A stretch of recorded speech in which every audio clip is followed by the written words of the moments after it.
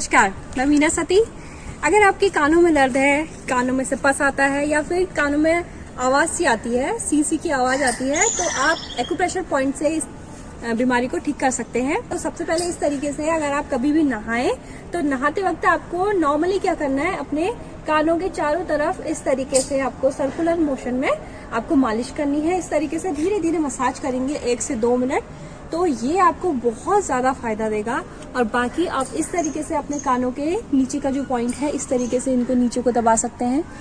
ये आपको 10-20 टाइम्स करने हैं, ये ऊपर की तरफ को, एंड इसको गोल घुमाएंगे तो आपका जो कानों का सर्कुलेशन है वो ठीक होगा और आपके कानों में से आवाज़ आना बंद हो जाएगा। और आपको ये पॉइंट्स भी आप दबा सकते हैं इस तरीके से, नीचे की तरफ को इस तरीके से आप इसको दबा सकते हैं।